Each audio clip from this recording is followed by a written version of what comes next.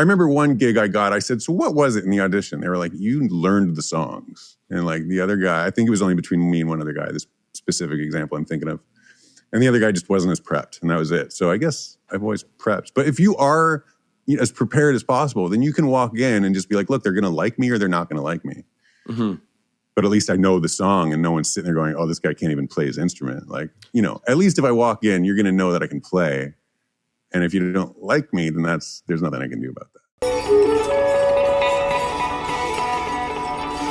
This is All About the Song. Welcome to the 130th episode of All About the Song. I am your host, Michael McDonnell, and thank you for joining us. On the podcast today, we have Ben Spivak, who is the bass player in the band Magic, but is also coming out with new singles, one a month. He's released 3 so far. It is Energy from the Past, Come a Day, and Older. Older, the lyric video, just came out, and I'll put links to everything in the description for you to check it out. Be sure to subscribe to this podcast channel while we're talking about it, the Sounds Like Songs Network, and make sure to hit the notifications button. It was great to talk to Ben.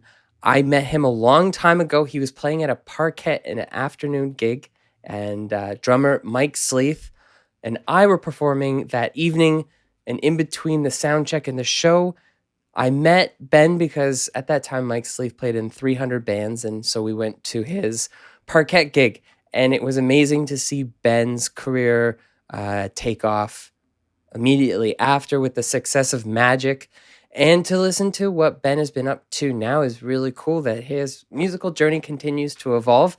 I always love talking to bass players in particular from Toronto. This was a fantastic conversation, and I'm glad to bring it to you today.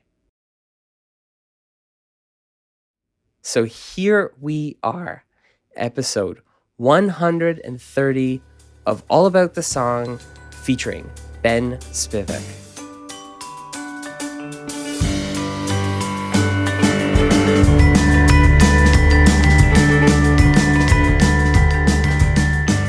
So thanks for being on the podcast, and congratulations on the new singles as of the time of recording this. The Older lyric video just came out.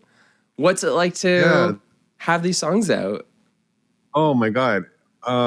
It's exciting. It's really exciting. It's the first time in over 10 years I've put out my own music under my own name. And it's like, it takes me back to like the childhood innocence of like just wanting to put out my own music, like not really having, I'm not thinking in terms of business or anything. I'm just thinking in terms of like, I have these songs and I want to put them out and I'm doing it.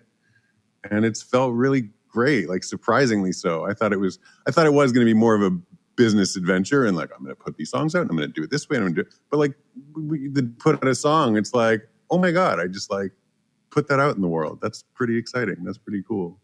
Well, it's got to feel, I know the exact feeling where when you start a project, you're like, and then I'm going to do this, and then you do it and you realize I didn't do it for those reasons I initially thought of.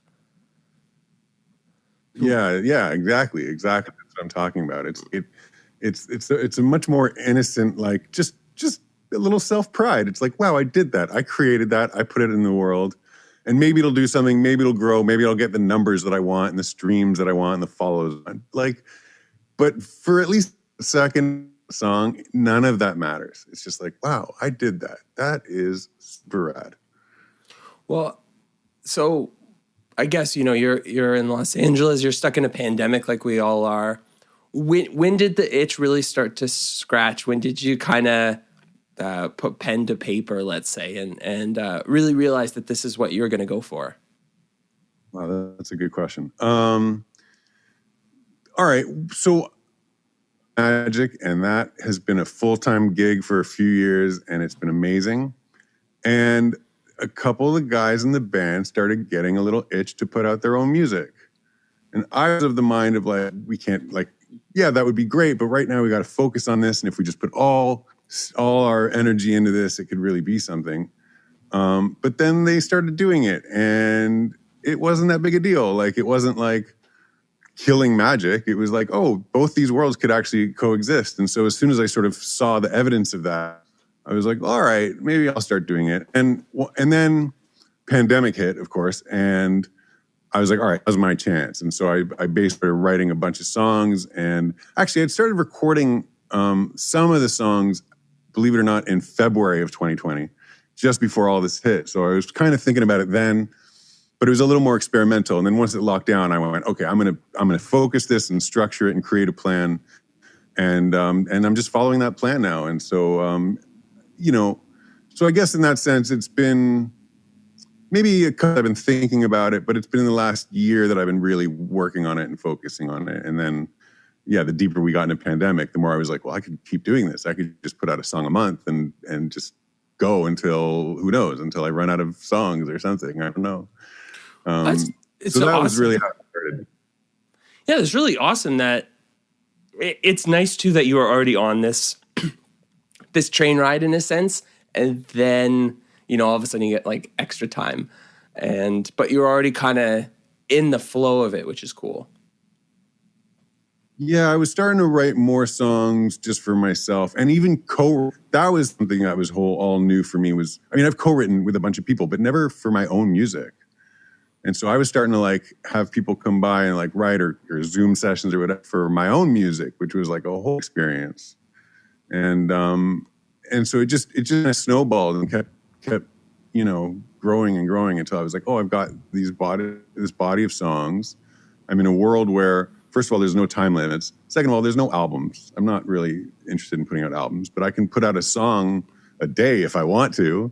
Yeah. And that's just, I feel like I'm taking advantage of it as opposed to complaining about no one listens to albums anymore, even though I could very easily do that. But it's just the situation, and I don't know, I'm kind of loving it. Well, it's great. I got to think, and I've been thinking about this myself. As a bass player, I relate and I would understand, I think, the position that you take in a lot of band projects, going back to releasing songs and then going to co-writing. Do you find any relation of being a bass player in a band and having like a position on the team? Co-writing, you don't necessarily have that same ebb and flow. So what was it like to allow someone to put words in your mouth in a sense? I loved it. I love it because I've always, the idea of co-writing is that you're going to have a song that has ideas that you as an individual would never have thought of. So that it doesn't matter who the song is for. That's one thing I love, is just collaborating and just see what happens. Because even if it is, not that it meant, like, I don't keep track of, who came up with what ideas, but even if I came up with an idea during a co-write, it's an idea I might never have thought of had I not been in the room with that person. So that doesn't change whether I'm writing for myself or for someone else or whatever that is. Just the collaboration to me is really exciting and fun because you really know what's going to happen. Yeah, absolutely. Okay, with doing your own album, how do you feel about, did you record all the parts yourself or did you have other people? I do most of it. I usually hire, it's funny, it's intent. I put out an album and I'm basically doing the same thing, which is where I got someone else to play drums. Actually, now I'm more open to having other people play. I've had a guitar player come in and play some of the lead stuff and some overdubbing stuff, but for the most part, I play all the bass, I play all the keys, I play all the sort of rhythm guitar stuff. I usually play all that. Just, I don't know, that's just the way I've always done it for my own music. Do you find when you play multiple instruments on the same song, you're allowing your let's say the bass part might not be as amazing as it would be if that's the only thing you had to contribute to a song in a sense? I guess so.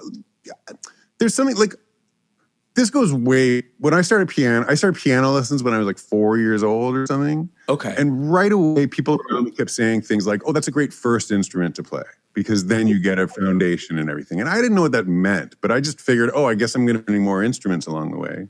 And so I did. Piano, then guitar, and then bass I didn't pick up till 15 or 16. But I've always had these instruments. Like I've always just picked up instruments. I remember picking up mandolins and banjos and, played cello in school. So the idea of playing multiple instruments was always, I don't know, I guess it came naturally to me, and I was definitely encouraged to do it at a very young age. So when it comes time to record my own music, it's like, yeah, of course I'm going to just play everything because I'm here and I'm doing it. So why not? And then if I want a little extra vibe, a little more like authenticity, maybe with the string guitar thing, then I'll get someone to come in.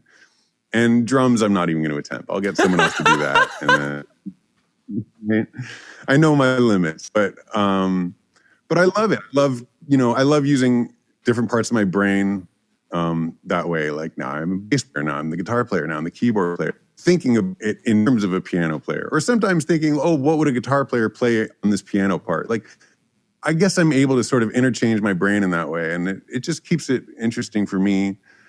And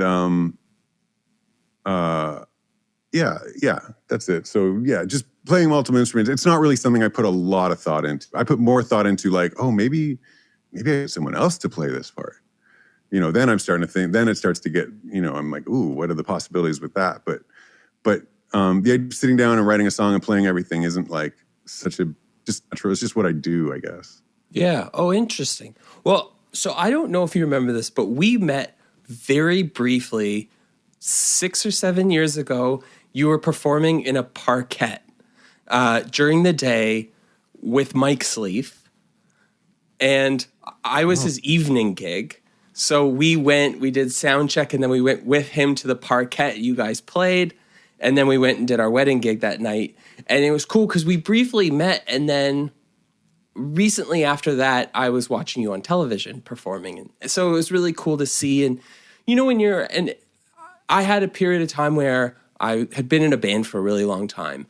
And so I had been in this band for a long time, and then we broke up. The game plan was my high school band was going to make it, and we had been fixated on this for so long. And I was really lost. And I saw a couple of performances that taught me a lot of lessons later on. I saw JP Sachs perform at the Drake Hotel, and I was like, that's cool, but how is this what I should do? Like, is this guy going to be successful one day? It turns out very successful one day. And it was great lesson to learn later. And another one was meeting you in the parquet, because I was like, oh, is this what bass players do? Like, do we just take all the gigs and see where it lands? And the answer is yes. But coming from multi-instrumental background, getting into music at such an early age, where did you put get the idea to like take on music as a career and work to become a professional? Was there a time where it just like clicked for you? So as far as going professional, my parents were adamant that I had to go to college. Okay. And I didn't know what I wanted to do. And it just, music seemed like the obvious thing. And I discovered Humber College. I discovered York had a good music program, and I started applying to those, and I got into Humber. And at Humber, they kind of make the assumption that you're going to be a professional musician. And so just by choosing to go to Humber, I was sort of put down that path. I mean, I was already gigging. Like, I was gigging by the time I was 16 and stuff. So I guess it was already, the path had already been set. But by the time I hit college, it was like decided. It's like, this is it. This is what I'm putting all my eggs into. I'm going to learn all this amazing jazz theory that we're going to use ever again. And continue down that path. I remember having that conversation with my dad, because he was like, you're going to college. And I was like, well, then I'm only studying music, and there's nothing you can do to stop me. And he went, okay, go study music. And I went, no, you don't understand. This is what I'm going to do. I'm studying music, and that's all I want. And he's like, look, as long as you go to college, just do it. And I'm like, no. And I was like, wait, what? And he's like, yeah, just go. I was like, oh, yeah. That's right. That was kind of how I was like, when it was time to go to college. So it was that was it. That was like, when it came time to do it, I did it. And then I don't know if it's stubbornness that's kept me going or what, but it seems like those moments were just about to like really like, oh God, it's time to give up. Something happens that goes, no, you're on the right path. Keep going. You get a gig or you get a phone kind of encouragement where you're like, oh, okay, no, I am doing the right thing. I'm going to keep doing, see where it goes. But, Lord knows it gets frustrating. You're ready to give up. Oh my God. I understand what you were talking about with regards to the college thing. My parents were like, in a similar fashion, like if you're not going to go to post-secondary, you're going to definitely have to start paying rent and get a job and that kind of stuff, which was really great. And now going back, I also see the merit of if I had gone to a college or something like that. It wasn't, I didn't think it was that important at the time for what I wanted to do. And there was probably a lot of things I would have learned that would have cut some corners, a little less trial and error and things like that. Why did you select bass to go to Humber for? It's a funny question. There were a couple of things leading up to it. I was just getting more into it. So I was playing a lot of upright bass, like in my string orchestra in high school. I kind of gravitated towards upright bass, mostly because there was no bass player. Oh, that's right. I started on cello, and then they saw that I played different instruments. They're like, Ben, do you mind switching to bass? There's no bass player here. I was like, sure. The classic story. Yeah. And so I checked it out. And then there was a school play in high school. They were doing Grease. And I decided to audition on electric bass. I was like, sure, I'll just try it. Because I could read music. And like, it wasn't that big a deal. So I did it. And I kind of loved it. And then with Humber, there was an audition to get in. And my theory was not up to snuff at that point. It wasn't where it had to be. So, listen, what instrument can you play without knowing quite everything, but still hold your own with other people on stage, right? Bass is like, I looked at the audition and I went, I know all this stuff. Guitar, I don't know all that stuff. There was extension chords and sharp 11s, and I didn't know what that was. But with bass, I was like, I can wrap my head around this. This is cool. And so I went and auditioned, and that was it. I just chose it. I just went, I could handle this as far as the audition goes. And then once I'm in there, I can take all the knowledge and we'll learn whatever instrument I want and do things. But if I'm going to audition and get in, then I should choose the bass. Because I was like a real ear. Like I had teachers, but they never really put me through the conservatory system. It was always just like, they'd put music in front of me and I'd learn how to play it on piano. And my ear was developing. So I was leaning on that a little too heavy at that point where it was like, I could just learn by ear. This is all easy. So I wasn't like studying like the stuff that like, listen, when you go to first year Humber, some of the guitar players and piano players are playing circles like crazy. So I just wasn't there, but to play bass. But then, I fell in love with bass. It wasn't just a matter of like convenience. Like it really became a passion and I still love it so much. And some of my favorite overall musicians are bass players like Victor Wooten and, guys like that. So, yeah. So I was able to understand that like, no, it doesn't mean you're not as good a musician to be a bass player. It's actually a really important supportive role. That was another thing. I think I was very gravitated to the supportive role of it. I never sat and practiced solo leads. I wasn't that guy. I was the guy that would sit with my acoustic guitar and just learn how to play songs. Or on piano, I was learning some classical things or some pop things, but I was never like, nobody ever taught me how to solo really. Mm-hmm. Oh, and I didn't want to. I didn't care. Like it was fine. I'm happy to just sit here and play chords. Like, like at the time there was a lot of like Dave Matthews stuff going on, and so he doesn't play lead. So my favorite thing was to sit and learn how to play Dave Matthews riffs on acoustic guitar, and then that would be it. There was no soloing. So I don't know. I just gravitated. It seemed very natural to be in that supportive role, and still be very comfortable that I'm not. That's not a secondary role. Right, it's still prime. It's still very important, but it's just you're just not the guy going. You're just not that guy. Yeah, which I'm fine with. Still fine with. Well, I also was the bass player in my high school rendition of Grease. Amazing. So it was. Yeah, it was really fun. that was one of the first times that I got to put it in a place of professionalism where they're like, you're the band, like you show up and you're just, there's no practice. This is a rehearsal. Like you guys are polished, ready to go. And it was so much fun. Yeah. With going to Humber, and you'd said that you had started to play gigs at like 16. I found at least that there was always a need for a bass player. There were always, 300 guitar players, 12 drummers, and one bass player. So was that a similar situation for you, or were you just able to kind of find bands to play with and hit the ground running? When I was gigging when I was 16, it was in this band that was really just me and one other guy, like my best friend, Aubrey. We were called Ben and Aubrey, and we just played acoustic. So I was playing acoustic guitar, and he was playing acoustic guitar, and we wrote our own songs, and that was how I was gigging. Okay. I didn't really start playing bass live. In college is when it really started happening. So I started my own band in college, which was a huge, even what I'm doing now is still sort of like based on looking back on what worked with that band. And then the other thing that happened was I joined this cover band that was playing like 4 or 5 nights a week. So that was like my job. We were getting paid, playing, and man, talk about learning everything that way. That was a huge, huge learning thing. Maybe more than a lot of the classes I was taking in college.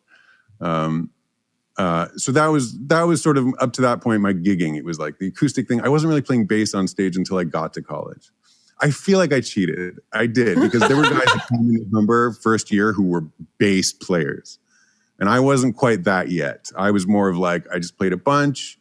I had an acoustic guitar that I loved playing and piano that I played since I was a kid. And once I got there, and then I started, like I said, there were basically the cover band and the original band, where I was playing bass with both of them. And some of my friends who knew me forever were kind of like, bass, really? Because like they just didn't know me that way. So it was a transition for sure. Yeah. With the cover band, what kind of songs were you playing? Like Brown Eyed Girl, Mustang Sally? Modern top 40. It was like, so this would have been early 2000s. So we were playing, I Just Can't Get You Out of My Head.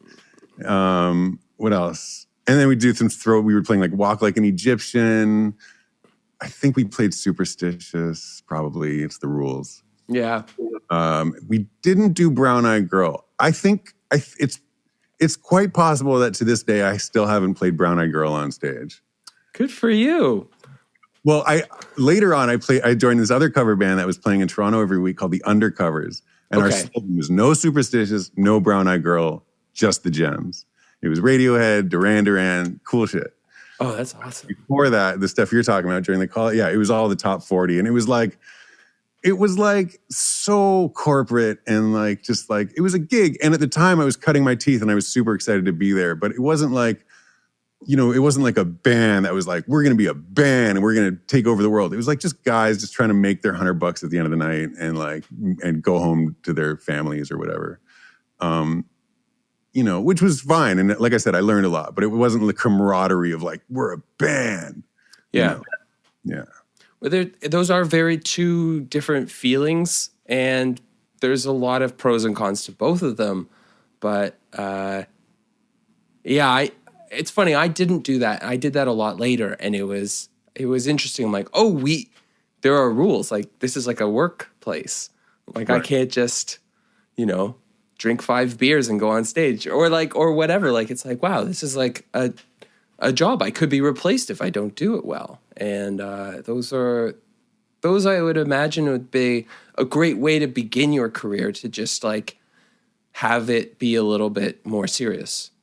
It was really interesting because at the same time now that I think of it, there were 3 things going on. First of all, I had this cover band, which was, like you said, a job, and I'm learning how to just be professional and show up and do my job and do my thing and make everyone happy. And that was super valuable. At the same time, I had my original band where we were jamming in my drummer's basement every as much as possible, writing original songs, playing crummy little bars for no money. We'd drive to London, Ontario. We'd drive to Barrie, wherever we could go to play gigs. Yeah. It was real. We were like a jam band. Like we were like really looking out after like the Fit Fish and the Dead and that kind of thing, where it was like different sets and we would jam. And the guitar player was the kind of guitar player that could do that. So I was sort of learning how to be the band that is a team and we're going to take over the world, and at the same time how to do it as a job. And then the third thing that was happening was I was just starting to get calls from like label artists, like artists who needed a bass player. And that is kind of like a melding of the two worlds, because it's the artist's life, right? They're the ones that's like, I'm going to do this and I'm going to take over the world. But it's also a hired gig where you have to be professional and show up on time. And so I had both of those, and it just melded together in a way that I was just like, yeah, I know how to handle almost any situation now. When you first started to get calls from these artists and labels, were you excited? Oh my God. The first time I went down to Sony Music Record, whatever they're called, Sony, to like audition for something, I was like, I made it. This is unbelievable. I have like Sony reps and I have a major label artist here who has a single that's about to come out, and they have all these plans and they're going to be on tour. And yeah, that was super exciting. It was like, that's it. And I was still in college. I hadn't even graduated. So I was like, this is unbelievable. Oh, wow. Yeah. That's fantastic. And then I guess, well, did it make you nervous? Like, have auditions ever been, is it something you fret about, or is it just you're prepared, you go, you do your best? Yeah. You prepare. I prepare as much as possible. I don't know if I did this, but now if I was auditioning, well, I don't know. It's two different questions, right? It's like, what did I do and what would I do? Right. And I don't remember what I did do, because I was probably a lot more casual back then. I would probably walk into an audition and be like, hey, whatever happens, happens. Let's just have a good time. And that's cool. That's a great energy to bring into an audition. I think people feel that. But also, I think now I'd prep more. I would just have the song so in my head that there is no, the second bridge, what's that? It's like, no, I have it mapped out and I would just know it. Yeah. But like, I don't know, I got gigs from auditions. So obviously I did something right. I mean, definitely I remember one gig I got, I said, so what was it in the audition? They were like, you learned the songs. And like the other guy, I think it was only between me and one other guy, this specific example I'm thinking of. And the other guy just wasn't as prepped, and that was it. So I guess I've always prepped. But if you are as prepared as possible, then you can walk in and just be like, look, they're going to like me or they're not going to like me. Mm-hmm. But at least I know the song, and no one's sitting there going, oh, this guy can't even play his instrument. Like, at least if I walk in, you're going to know that I can play. And if you don't like me, then there's nothing I can do about that. So after you start picking up a couple of gigs, are you feeling like this is it? This is how my career takes off in a sense? I probably thought that. I've also always like, I don't know where this comes from, and I still have it. Like, there's always this feeling of like, George Harrison, all things must pass, right? Everything's going to end at some point. Everything's going to start at some point. Life is up and downs. I've always had that understanding. So when good things happen, it's almost what's the word I'm looking for? It's almost a fault, to the point where I'm like, when good things are happening, I'm like, yeah, but this ain't forever. Like when Magic was blowing up, I was like, calm down, everybody. Like, and we're all having a good time, but like, and we're going to do whatever we can to make sure this goes. But at the same time, like, it's just not, this is, let's just enjoy it for what it is. By which I mean, we're not going to have a number one song forever and ever and ever. It's like, right. We're going to have our ups and downs, and I've just always been aware of that. So the idea of like, this is it, this is my career. I've definitely always taken note of encouraging signs. Like anytime, just getting an audition to me was encouraging, right? Mm-hmm. Wow, I got this audition. Someone wants to at least spend a few minutes to see me play. So that meant something. And then as far as,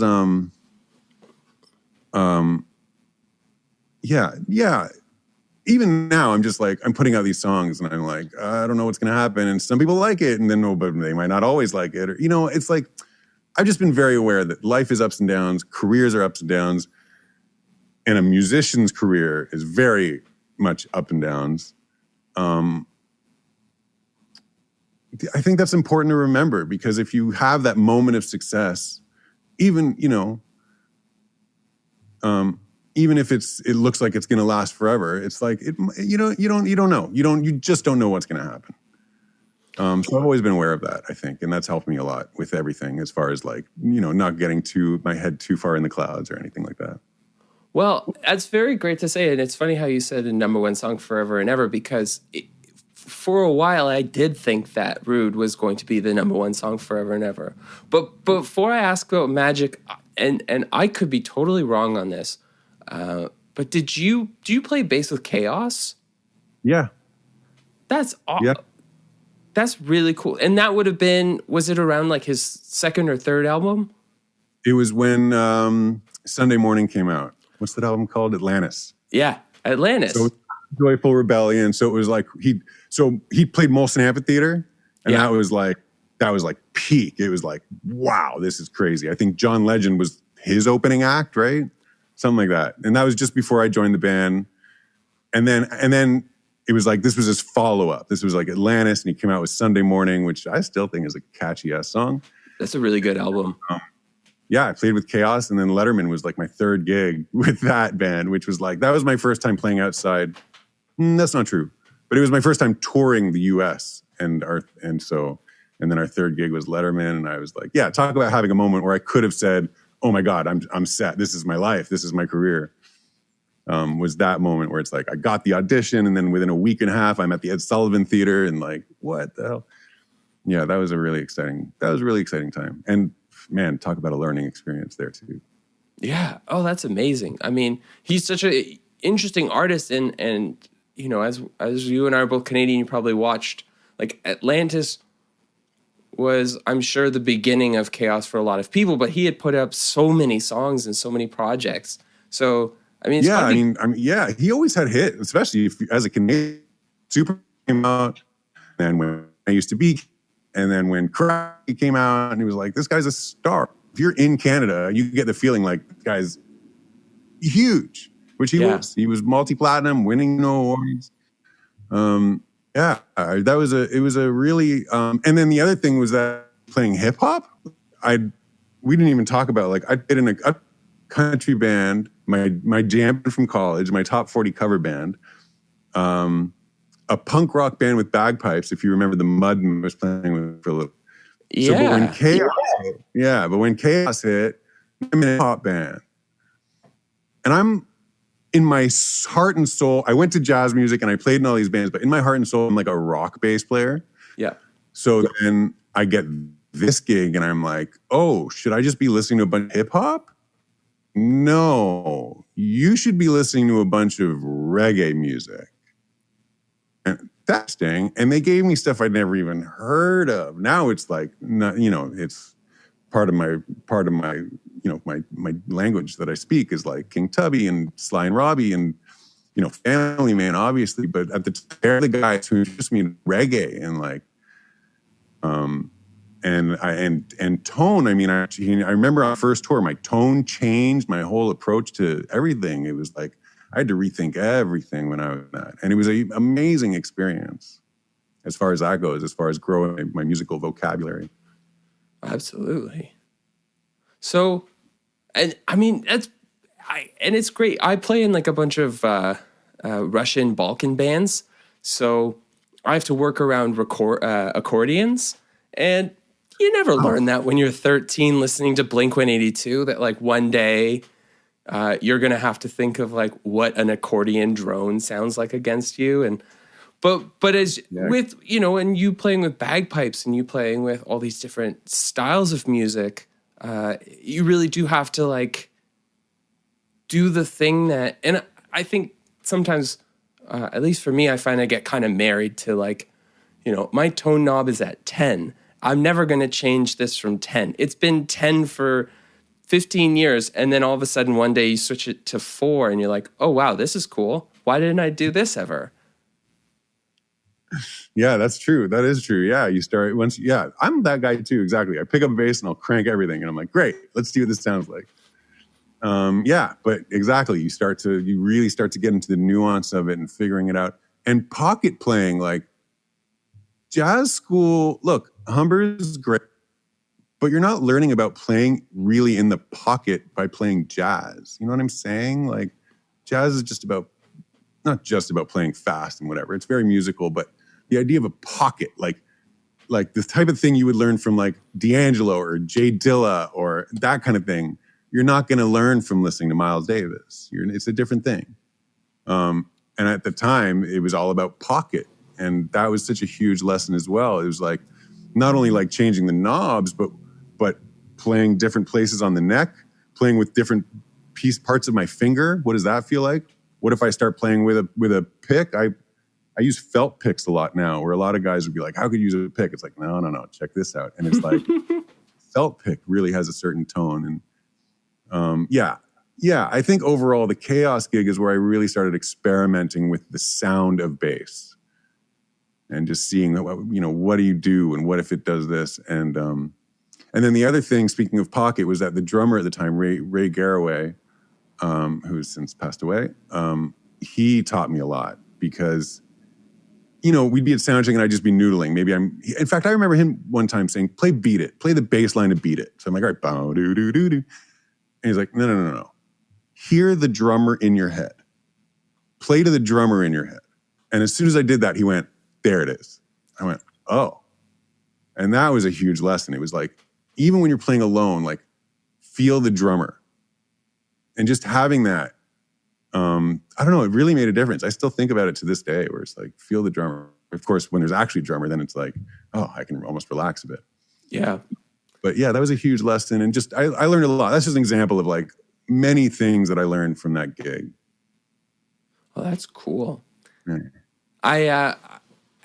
I know you know Alex St. Kitts, who has also played with Chaos, and I took his first master class, and I'll give him a plug. He has another one coming up on April 1st. Oh, wicked. And I'll throw the link in the description if any bass players want to watch it. But he in that class talked a lot about the things that you were discussing, and it is interesting to move away from a right hand pattern, whether it be like, thumb and finger, and he spent so much time in that also talking about meter.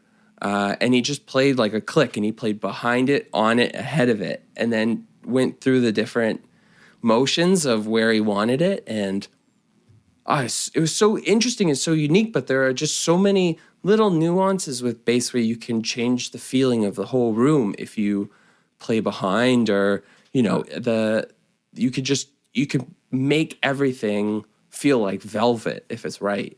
Yeah, completely. I got really good, especially with Ray, because we played together so much over the course of about 2 years. Man, we must have played 150 shows or something in the 2 years. But I learned how, because I had to get good fast. So I learned little cheats almost. And it was almost like I got really good at, like, I hear the kick and then I play the note. Right. And that way you're just behind. It's like, boom. It's even faster than that. I can't even fake how fast it happens, but like I got very good at that. It'd be like, I didn't want to be right on the kick. I wanted to be just after it, just enough. If I was too far back, then I just sound late. It was like, you had to find that moment, every beat, every bar, right? Or every quarter note. I basically had to be like listening and figuring that out. Being able to do that, that's what touring does. People, a lot of guys, especially in pop bands, they say, oh, I lose my chops by being on the road because you're playing the same thing over and over again. But if you're like listening and constantly trying to improve and figuring out how to make things better, then touring can be the best thing for you, chops-wise. Just like getting better at your instrument because you're playing the same thing every night. It's like, well, how can I improve? What is it? What's that one thing I could do with that note that would improve the whole thing? Just as an example, like, that's what I'm always striving for, is just making it better, right? Well, and even if you do go on a tour and you play the same song 50 times And arguably, it's 10% better at the end of those 50 shows. Isn't that worth it? Totally. I'm with you on that 100%. Yeah.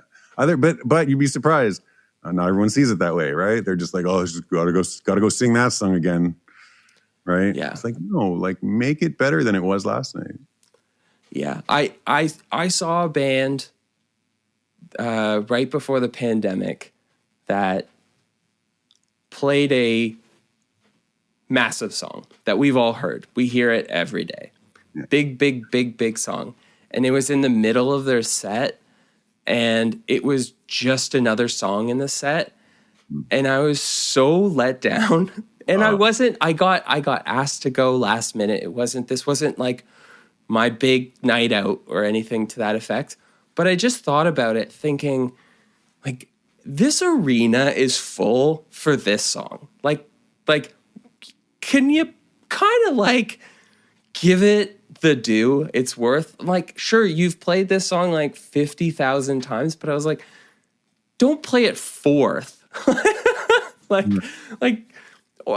us really get into it, you know? And I saw Coldplay, who have differently, like a set of songs we'll hear for the rest of our life.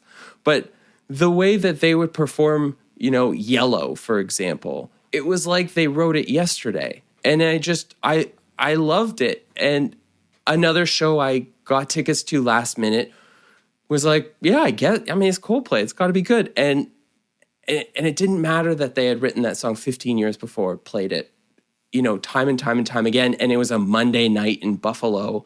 It still was like the biggest thing ever. And you could tell that they were, probably still thinking about it. Or another example, apparently I read an article in Canadian Magazine around SARS stock time. And apparently there was a band that kept going to the rehearsal space, and they heard the loudest group that kept playing Back in Black and, Thunderstruck. And then he learned later that was AC/DC, and they were in Toronto just practicing all these songs that they had played for like 40 years. And he was like, this is like such a amazing thing to know that, they could have showed up, done whatever, taken all the money, but there they were, just like any other group. They were just like, making sure that those timeless riffs were just absolutely perfect for a listening audience.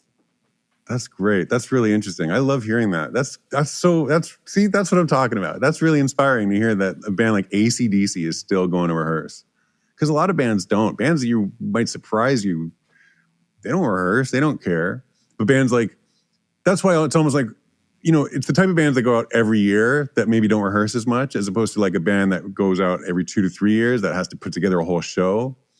And then they rehearse, and they were like, U2 is what I'm thinking of. Like, they rehearse for every tour, and it shows, because you go and they might have a little different arrangement for something, or just a little thing here, or maybe the Edge is tweaking one of his 20 amps he's got on stage behind him again.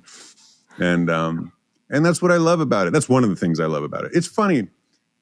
My brain gets very scattered, but it's funny because I do love both sides. I love the band that plays the same set every night and gets better at it, and it's an amazing emotional moment. And like a guy like Bono is singing With or Without You for the 100th time, maybe 10,000th time. Yeah. But it's still emotional, and he's present. It's the presentness. Is that the word? The presence. It's your presence that really changes everything. If you're there in the moment with the audience and you're singing a song, it doesn't matter if you're singing a song you wrote yesterday or 30 years ago. If you're not there, if you're just trying to get through the gig, then it may as well be a song you just wrote yesterday, because like you're not there to perform. Like, a performance is a really, like, I don't know if sacred is too strong a word, but it's an important thing, and you have to be in the moment. You really have to be in the moment with music. It's not one of these things you can do passively and still have it matter. But the other side of it that I love is also bands like the Fish and Dave Matthews's, who play a different set every night. And that excites me just as much, because then it's like, it's like a whole new playground every night to see what happens, and let's try this and let's do that. So I love those two sides of it for sure when it comes to playing live. Like, and that's, you know, with Magic, it's like I get to do the side where it's like, let's perfect this show and let's nail it. Like I'm not, that's kind of my department. Like as far as being a band, we have different things we do. My department is sort of the live show and like getting that together and making sure the crew knows what to do and you know, and you know, everything's lined up and we have a good set list and it's going to be as long as our set is, as our set time rather. And, you know, so that I love, that's one part of my brain. But then with my own solo stuff, my plan is to play different shit every night and change it up and make it really interesting that way. Yeah, but back to your point, yeah, you got to be there. You got to be in the room with that audience in order to sell that moment. Otherwise, people can tell, and it's just not the same. And both of those things, though, come from it comes from the same place. It's two sides of the same coin in a sense, because a Carter Beaufort or a Dave Matthews can't take a chance if they're not incredibly prepared. And so they have to be pretty, just like the uber prepared band, both bands have to be, you know, tip-top shape in order to do either. That's true. You know, a band like U2 might have 40 songs, right, that they've rehearsed. A band like Dave Matthews probably has like 150 songs they could call up anytime because they're playing 2.5 hours every night. And I think they might repeat 3 or 4 songs each night, right? So crazy. Yeah. So yeah, you're right about that. They have to be, it's almost more prepared because they have to be ready for anything, right? Whereas the Edge, you know, with U2, the Edge is like, the next song is this song. My guitar tech is going to come with a Strat. I'm going to put that on. I'm going to play the hell out of it. Right? This one, it's like, oh, what's next? Well, what's the tempo for that? Oh, okay, right. Here we go. Okay, let's go. And there's a level of spontaneity, which is also like, I wish there was more spontaneity on stage because it's so important that's what keeps it fresh. And that's what keeps the audience feeling like this is a really special moment. Like, yeah, this is spontaneous and this is what we're creating together after being a band for X amount of years. And we're able to come together without planning, without discussion, and just go boom, and something happens. That's the best. I also love when you're performing in a group and you're doing multiple shows, the things that become choreographed that weren't supposed to be. It's just like, oh, when you do that solo, I'm gonna walk up and meet you, and then you just start doing it every time, and then all of a sudden it's like, let's make a show out of that part, and then like, all of a sudden you have this like really tight performance that started with you just walking towards the guitar player at some point. And then all these things become, and you said you were looking for the word, and I think I was thinking ceremony for a live show. A live show is like a ceremony. And instead of it being sacred, but I get that point. It's there's like a feeling and an expression with regards to it, and you can tell when you're experiencing it as a listener. Totally. When a moment happens in a live concert, whether you're in a bar with 30 people or an arena with 20,000 people, and something happens, you can feel it. Yeah. And chills, and the crowd might cheer, or the crowd might go dead quiet, or something just happens where you go, wow, that was an amazing thing. No, with regards to Magic, it was a number one with a bullet. I'm going to hear this song every time I go to Dollarama. It was such an amazing thing to see, and I really, really enjoyed watching it as a fan. Not only were the songs amazing, it's just, I remember celebrating New Year's Eve watching you guys in the mustard yellow suits, and like all of these things are absolutely incredible. What was the start? How did you get involved with the project, and did it actually happen as fast as it seemed to? Okay. Great questions. Okay. How did it start? Let me think. Okay. By the end of 2012, I felt the need for something to change. I'd been wanting to move, or at least try. I'd had the idea of living in LA for a long time, maybe 10 years before I did it. And I had family in LA, cousins and stuff. And so I'd been visiting since I was a baby. And I always loved it. I mean, not just the weather and stuff, right? But there's just a vibe. And I was like, oh, I can't wait to go back and visit my family in LA. But then I learned more about the music industry and I was like, yeah, maybe that makes a lot of sense. And I finally just picked up and left in January of 2013, which I can't believe was 8 years ago. But I picked up and left, and I stayed with an aunt and uncle when I first moved here.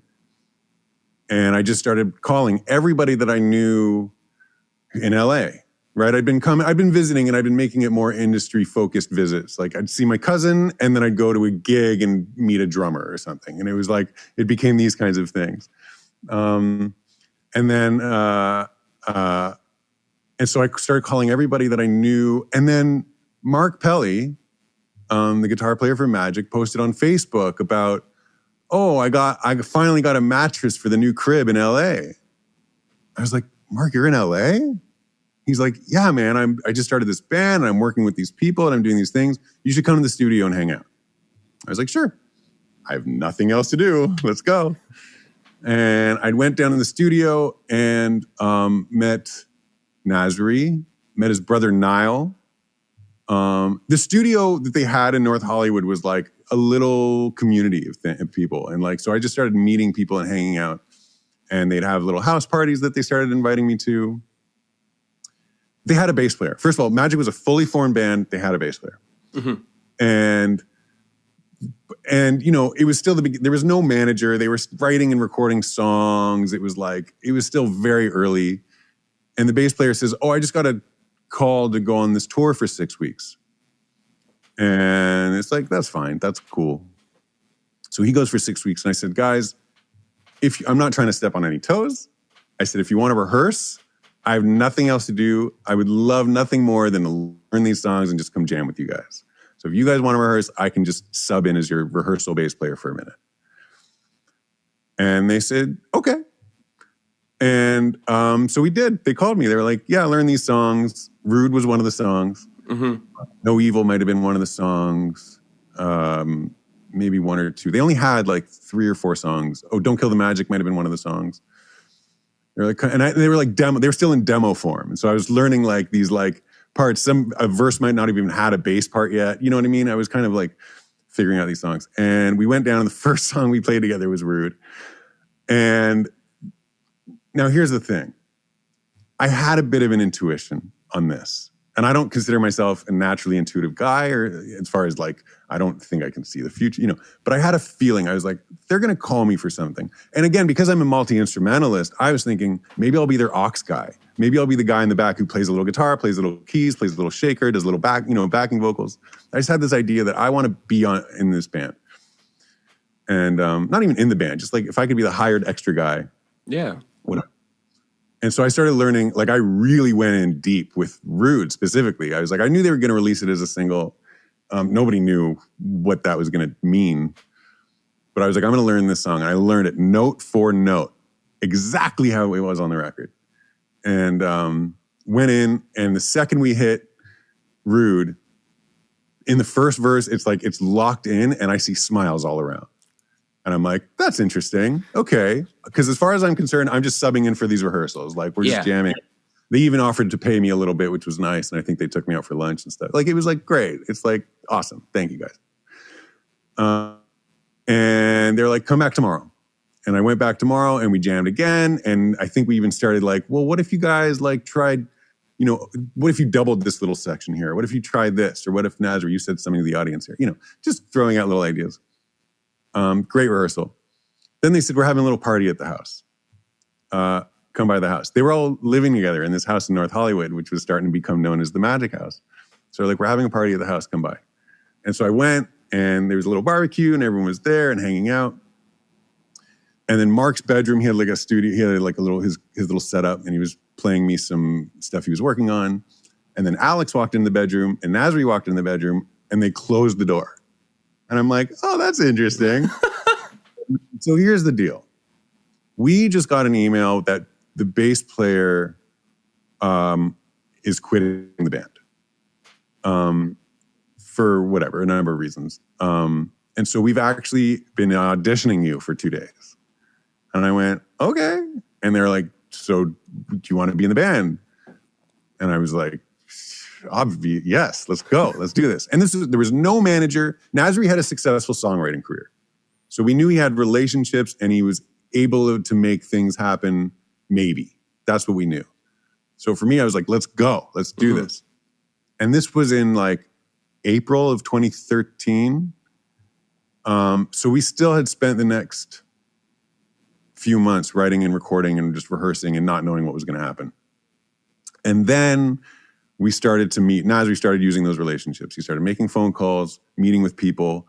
And then we got a call from Pitbull's manager who said, I heard Rude, because they'd put it up on YouTube and it was getting like, you know, like 20 views a day, maybe. Like it was at like 1,000 views on YouTube, Rude. And he's like, I heard Rude. I really like it. I want to bring you guys in. And he signed us to a manager deal. And within 2 or 3 months, we had a deal with Sony. And by December, so I'm now living in the Magic House. Okay. But all the bedrooms are taken. So I'm on the mattress in the living room. Okay? I have no money. I'm so happy to just have a roof over my head and musicians to play with and a goal. We have like, we're focused, we're working. But there's no money, right? There's nothing. So right, so Charles signed us, and then we got this record deal, which I think was part of the deal with him. It was like he has 60 days to get us a record dealer. It was I don't know what the details of that deal were, but it was interesting because it happened. All of a sudden, we're like, boom, we're signed to Sony. And I feel like this was maybe mid to late 2013. And then end of November, they're like, oh, I think we need to send you to Australia. Like when? Like next week. Oh, okay. Why? Well, because Rude is number 3 right now. And we're like, wait, they put out Rude? We didn't even know it was out yet. And they sent us down there and it's on, like full media interviews, packed schedules, like I'd never experienced it before. And it was the whole new thing. So that's a very long way to answer how it happened. And yes, it was very fast. It was very fast. Because by February, so we're in Australia in December. By February, we sold out the Mod Club. And we were starting to play more and more shows. And then by summer, it was number one. It was wow. Number one, which still blows me away. In fact, it blows me away more now because I know more about the industry. I know how hard it is to get a number one. I know how many bands have been around forever and have never had a number one. Yeah. And so at the time, I think that's maybe a defensive mechanism I use too, because like I was saying earlier about like, you know, right? Life is ups and downs, right? So because you have this number one, all that means is you're going to also at some point have a number 0 to the power of infinity that nobody cares about, right? Like that's always in my head. So at the time, I think it was just a matter of like, keep up with it, present something that's world class, right? Like as far as the live show goes, as far as press, anything we do has to be a certain level. Cool. But now looking back on it, I think I appreciate it even more as like a really incredible achievement. Oh yeah. I mean, it is hard. If this is a contest, you won. Like, you know, like it was a number one song. It was not a number one song for a hot minute either. It was, you know, it was a massive song. It was something that, do you remember when This Is How You Remind Me by Nickelback came out? Do you remember where it was like, you'd be driving along the street and it's like, you'd hear the song as the cars went by and then you'd go in the store. Like that was Rude. Yeah. Like you'd hear it. You could hear it going into the store, walking by a car. You know, It was just everywhere. It was, you know, there are a very, very, very, very small handful of experiences that I remember of a song just being everywhere and enjoying it. Right. And the closest now, in my opinion, is JP, right? Like if the world was ending, I could listen to that song a million times. Yeah, absolutely. Hear it when it comes on. I love it. I'm like, this is a great song. Well, absolutely, and that I think that's another reason why Rude and why Magic was something that could just be continually listened to, because the song is good. You don't get sick of it on the sixth or seventh listen. Like there's it's intended for a music listener to enjoy it. Mm-hmm. Yeah, I mean, a lot of the credit. I mean, Nasri and Mark wrote the bulk of that song, and Adam, the producer, Adam Messenger. And to me, as far as production wise, like it's kind of a masterpiece. Like if you break it down and like look at what's going on and the way Adam pieced it all together, it's like, wow. To create what in your mind is like, oh, it's like a reggae song with a pop vocal, but like there's a lot happening in that song that it's like, it's kind of genius what Adam did. Yeah. And I would also say that's not my favorite Magic song. My favorite Magic song is it called Kiss Me, Darling? Kiss Me, yeah, Kiss Me. Yeah, that's my favorite Magic song. And I wanted to mention that to you, that what a song. That one is like, I've purchased it on iTunes. I think that's a high compliment because, you could stream everything. Not to tell you what a high compliment is, but like I had to own it so that I could have it on other devices and stuff. Dang. Yeah, I'm proud of that one too. That whole album, Expectations. That's our third album. I love that album. It's a little more grown up and like, it's fun, but in sort of more grown up kind of ways, right? Like Kiss Me has like this sort of this groove that's just kind of like you can't quite pinpoint where it comes from. You have that bass part too, that do do do do do do do. Like there's a lot of like little advantages you guys are taking, and I love that. I thought that was so cool. And it was just there were things that you get that like stink face on your face. You're like, oh wow, awesome. Yeah. Kiss Me is a really fun one to play live because it's just so groovy, and that's an example of a song where we leave a middle section open. And we can just play it forever and just see what happens. And sometimes Nasri will talk, or sometimes he'll say guitar solo, or sometimes he might even say bass solo. And I'm like, oh, okay. Bass solo. Nobody asked for this. Here we go. Well, I think that the way that you look at music, you have a very measured approach to it. And it sounds like, I mean, in every career there are highs and lows, and you've seen like the absolute highs of highs, and I'm sure that with everyone, whatever their low is the lowest of the low. Yeah. But I think that you have such a great approach to music and to being, the master of your own destiny and just like taking everything in stride. I think this new chapter that you're on, releasing your own music, is absolutely fantastic. You've got a great voice. We talked about all the instrumentals or the instruments that you played, but you have a fantastic voice on these songs. It's incredible. Thanks. I really appreciate it. I don't want to say anything that makes you think I don't appreciate you saying that. I don't think of it as like a strong suit. I've learned a lot. And one of the guys I co-write with is a guy named Ty Taylor, who's like a brilliant singer. Like, he's one of those guys that he loves to sing. So you could be walking down the street and he'll just start singing and people will stop and be like, what? He's unbelievable. He just got this, I'm not even allowed to tell you, but he's got this new gig that I'm just like, of course you got that gig. But he was a contestant on Rockstar in Excess when they were looking for a new lead singer. He's got this amazing band of his own called Vintage Trouble. He's also got a lot of musical theater. Like, he's kind of a celebrity in the musical theater world a little bit, from my understanding. I don't know a lot about that world, but people know him. And co-writing with him is great because I'll get him to sing the demo. And then I'll try to sort of emulate. I'm not going to be able to copy him, but I can at least hear certain inflections, certain choices that he makes. I can hear the choices and be like, okay, I'm going to go for that.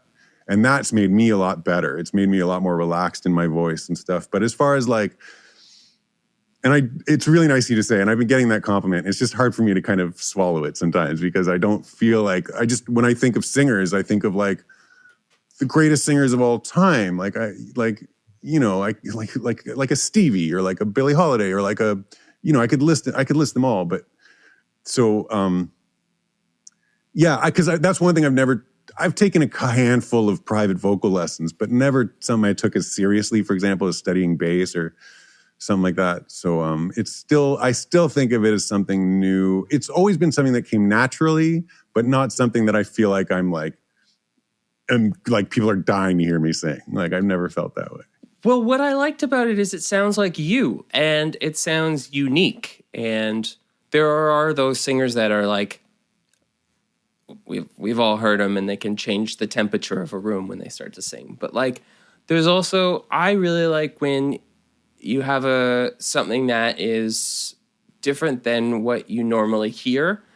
And I don't know, I think you have a very cool sound to your voice. And that's not something that technique is going to teach you or anything. There's always, technique's always great and stuff like that. But when you just have a really nice voice, it is what it is. And I think it's really cool. And yeah, I think that's, especially from a multi-instrumentalist, if you have a really good voice as well, like the last thing you want to hear, bass player to bass player, but last thing you want to hear is show someone a song and have them go, that's a really cool bass part. And you're like, what about the voice? What about the lyrics? Yeah, I know what you're saying. Yeah. So, yeah, well, thank you. I mean, that's all I can really say is thank you. I mean, I'm working on it. I'll just put it that. I am working on it. And I do think that through this writing and recording, as much as I've been doing lately, because I certainly haven't recorded this much vocal, I haven't done this much vocal recording in years probably. And I've definitely learned a lot and developed more by doing that. And I've put out 3 songs so far, but I'm already sort of, my head is 3 or 4 songs ahead. And like, I definitely see an improvement in the vocal, which I'm happy about that. I take a little pride. Nice. Good. Well, Ben, what's next for you? Yeah. Right now I've been putting out a song a month, and that's going to continue until, I got to admit, it's a lot of work to do that. It's like I'm in the studio every single day working on one of 3 or 4 things. Either I'm mastering a song, mixing a song, writing a song, doing the lyric video for the song, figuring out an ad campaign for the song, learning about, how to promote, in this day and age. So between all that, there's a lot to happen. As far as future plans goes, I'm going to keep putting out a song a month. I'm going to keep putting out videos a week. I've been doing a live stream every Sunday that I really love. That has actually been really helpful as far as like with the writing of these songs. Cause like I'll play a song that's not finished yet. It's no problem. I'll get up and play it. And then, because just by doing that, and even though people aren't in the room, just to know that people are listening, I think you hear things a little differently sometimes. And so just by playing these songs on this live stream, I'm like, oh, now I know what to do with that song. And, I actually had a big breakthrough like that last week with one song where I was like, I don't know what to do. And then I played it and I was like, that's it. Opened up the session, did it, and I went, boom, now I got it. So that's been really exciting. And as soon as they start letting us play gigs, I want to start booking some gigs. I would love to take, either it's solo acoustic or full band, like whatever's available. I was just talking to Magic's manager yesterday, actually, about like, where are we at? What's the state of the world? And he says, yeah, things are opening. Things are starting to pick up, but we still don't know what it's really going to look like. And so as much as like things, especially here, things feel like they're going to pick up real fast because everyone's getting their shots and everyone, restaurants are opening and things are happening. So it does feel like things are going to happen. But based on the conversation yesterday, it's like it might still be a little while before you start seeing any kind of real tours or gigs being booked. Mm-hmm. But in the meantime, yeah, I'm doing these live streams every week. I'm putting out music all the time. Magic, we always were going to take 2020 off. So, there's not really any new music yet, but I think we're going to regroup pretty soon and start doing that. Because once we start, it happens pretty fast. Like, yeah. So it's not like, oh, we just wasted a year. It's like, listen, if we need a new album, we can get it done in a month. So I'm not worried about that. So it's just, that's it. Really, it's just focusing on my thing until I get the call that Magic's ready to boot back up. I'm just going to be here doing this. And if things do happen and there's some other gigs and things, then I'm sure that'll happen too. But right now it's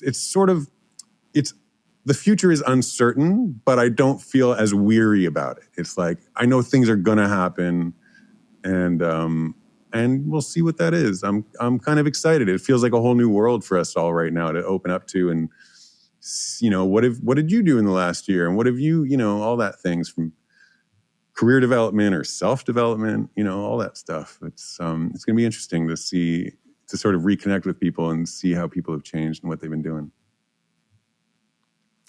Awesome. Yeah. Thanks, Ben. Hey, thanks, man. That was a real blast. I appreciate it. I'm really glad. I genuinely, when I started this podcast of my mental list of people I wanted to have on, you were on the list. So it was really cool. Just, I love talking to bass players, but also I thought your story would be awesome, and I'm glad that we could do it and support the new music you're putting out. So this is fantastic. Yeah, I really do appreciate it. Yeah. And if you add any links or anything, I guess there's the benspivak.com and the live stream.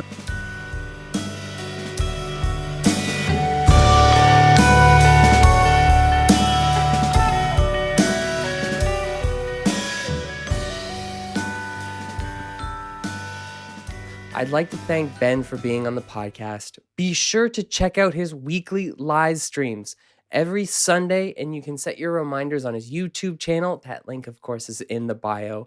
So do check that out and keep your eyes peeled. Your ears peeled for more music from Ben coming out every month. For questions, comments, and suggestions for a guest you'd like to hear on the podcast, send us an email, allaboutthesongpodcast@gmail.com. Our website for previous episodes is www.allaboutthesongpodcast.com. We are on Apple Podcasts, Spotify, wherever you listen to your podcasts. We are there, and if you could rate and subscribe, that would be fantastic. The video for this podcast is on YouTube. Hit the notifications button, hit the subscribe button to the Sounds Like Songs Network. And if you're listening to this podcast, maybe consider watching it next time. But wherever, if you are listening or watching, thank you so much for listening. We're really looking forward to bringing you an episode each and every week, and perhaps maybe some outdoor in-person episodes if the weather continues to look as good as it has in the last week. So for Ben Spivak, I'm Michael McDonnell. Episode 130 is in the books. We'll see you next week.